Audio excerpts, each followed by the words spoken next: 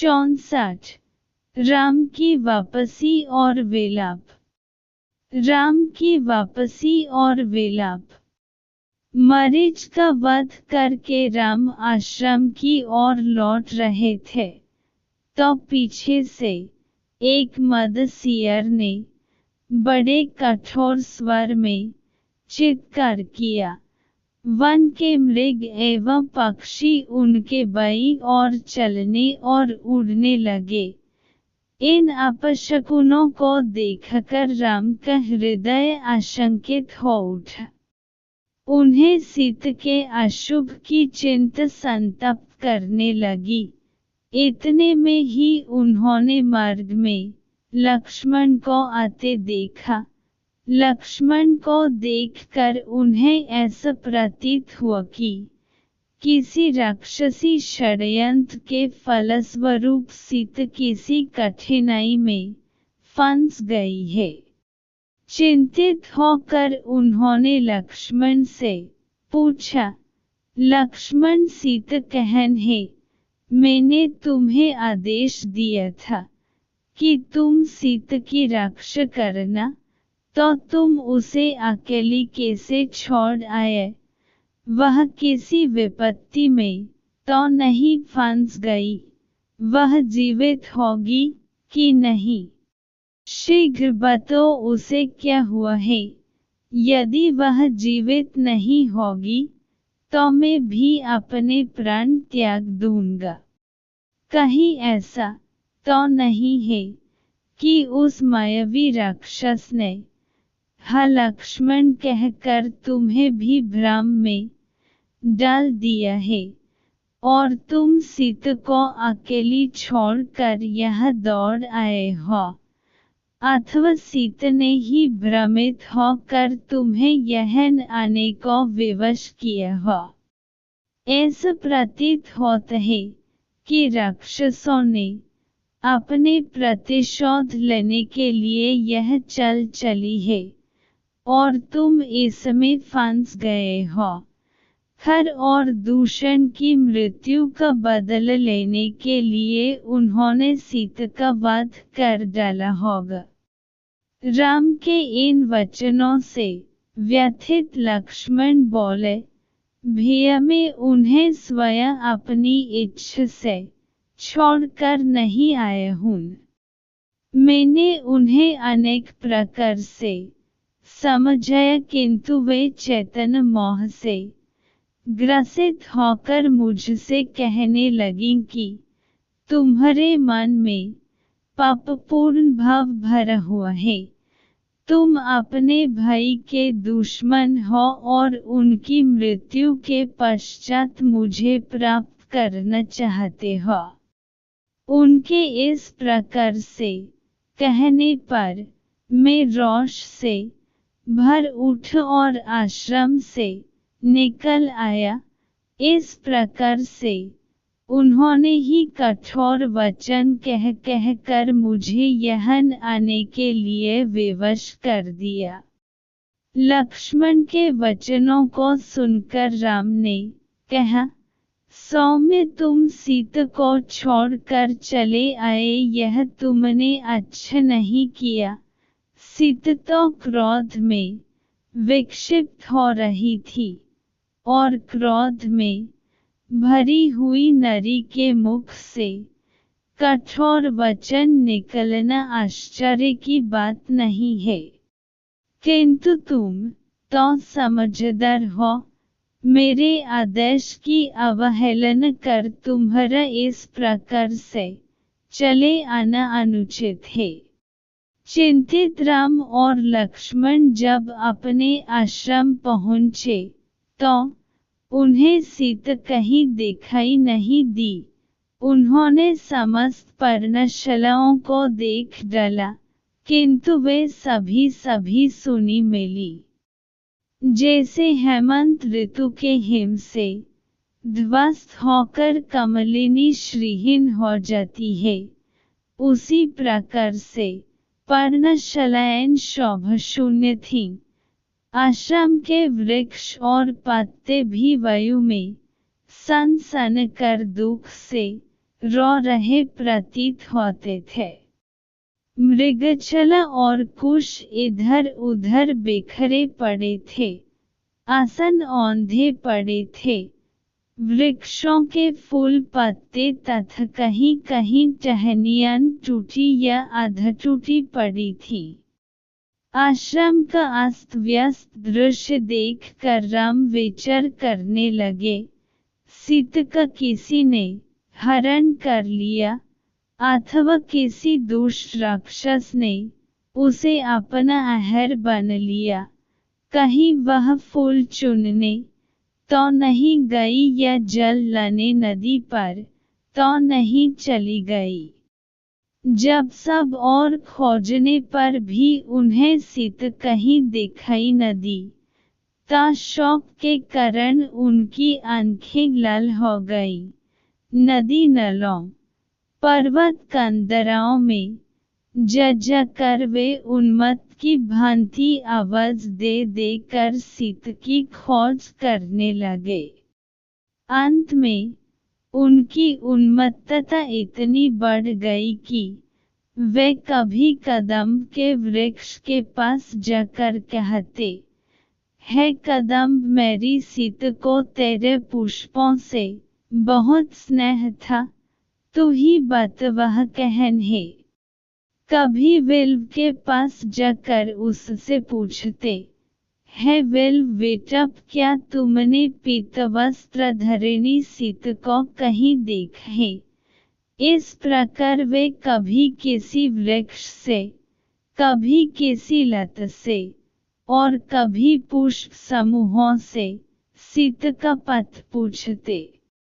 कभी अशोक वृक्ष के पास जाकर कहते, अरे अशोक बेटा, तेरा तो नाम ही अशोक है, फिर तू सीता से मेरी भेंट कर मेरे शौक का हरण क्यों नहीं करता? फिर ताड़ के वृक्ष से कहते, तू तो सब वृक्षों से ऊंच है, तू दूर दूर की वस्तुएं देख सकता है, देख कर बता क्या तुझे सीता कहीं दिखाई दे रही है? चुपचाप खड़ा न रह, यदि तू देखना चाहेगा तो तुझे वह अवश्य दिखाई देगी। इस प्रकार नाना प्रकार के वृक्षों से पूछ पूछ कर रामचंद्र विलाप करने लगे, हे प्राणवल्लभे जानकी, तू कहन छिप गई। यदि तू वृक्षों की ओट में छिपकर हंसी कर रही है, तो मैं तुझसे प्रार्थना करता हूँ, तू प्रकट हो जा। देख, मैं तेरे बिन कितना व्याकुल हो रहा हूँ। अब बहुत हंसी हो चुकी, मैं हार मानता हूँ, मैं तुझे नहीं ढूंढ पा रहा हूँ, या तू सचमुच मुझसे रूठ गई है? हाँ सीते, बोल, जल्दी बोल, तू कहन है? इधर देख, तेरे साथ खेलने वाले मृग शावक भी तेरे वियोग में अश्रु बह रहे हैं। सीते, तेरे बिन मैं जीवित नहीं रह सकता। मैं चाहता हूँ अभी तेरे वियोग में अपने प्राण त्याग दूं, किंतु पिता की आज्ञा से विवश हूँ। मुझे स्वर्ग में पकड़ वे धिक्कारेंगे और कहेंगे, तू मेरी आज्ञा की अवहेलना करके 14 वर्ष की वनवास की अवधि पूरी किए बिना ही स्वर्ग में कैसे चला आया? हमें कितना अभागा हूँ, जो तुम्हारे विरह में मर भी नहीं सकता। हाय जानकी, तुम ही बताओ, तुम्हारे बिन मैं क्या करूं? बड़े भाई को विलाप करते देख लक्ष्मण ने उन्हें धैर्य बांधते हुए कहा, है नरोत्तम, रोने और धैर्य खोने से कोई लाभ नहीं होगा।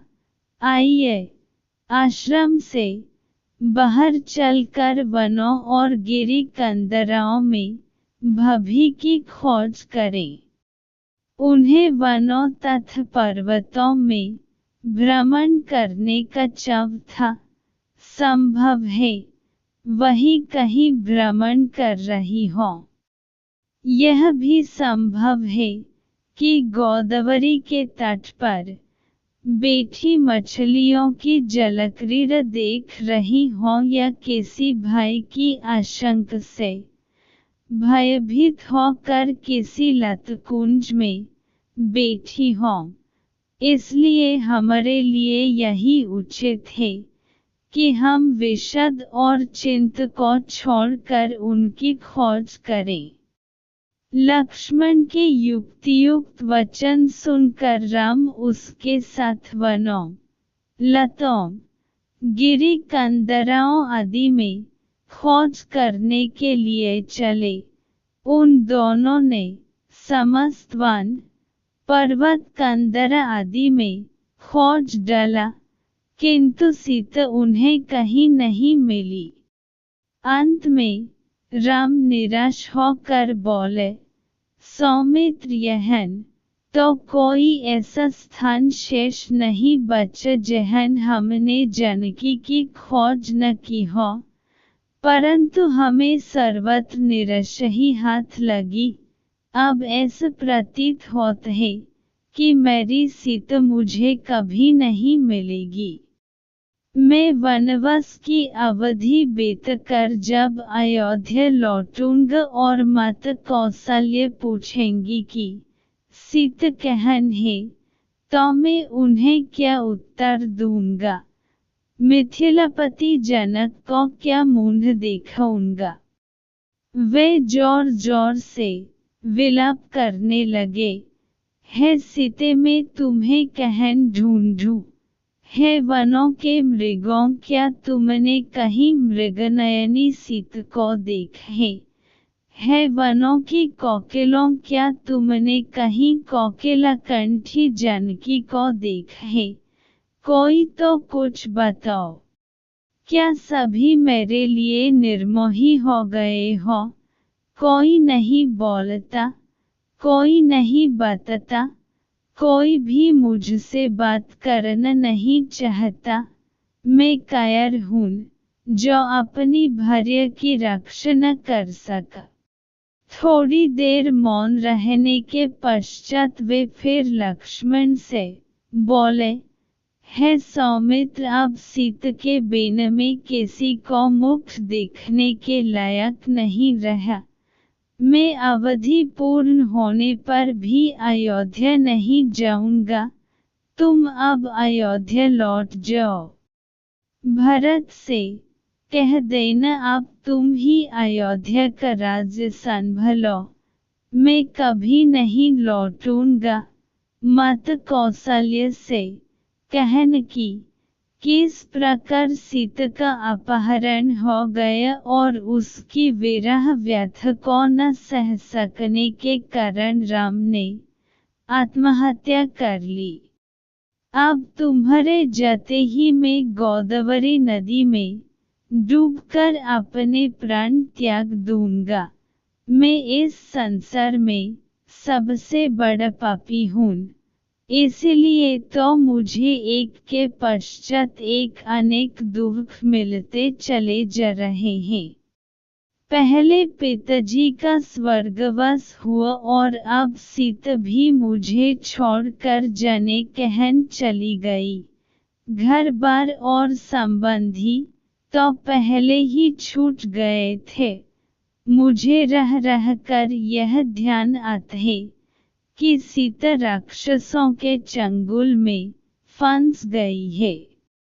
वह भी रो रो कर अपने प्राण विसर्जित कर रही होगी। तुम कहते हो कि वन में या गोदावरी के तट पर गई होगी। ये सब मुझे बहलाने की बातें हैं। जो वनवास की इतनी लंबी अवधि में एक बार भी आश्रम से अकेली बाहर नहीं निकली, वह आज ही कैसे जा सकती है। अवश्य ही राक्षसों ने उसका अपहरण कर लिया है, अथवा उसे अपना आहार बन लिया है। इन वृक्षों, पशुओं आदि से इतना समीप होते हुए भी कोई मुझे सीता का पता नहीं बताता। हाँ सीते, हाँ प्राणवल्लभे, तू ही बता, मैं तुझे कहन ढूंढूं, कहन जाकर खोजूं।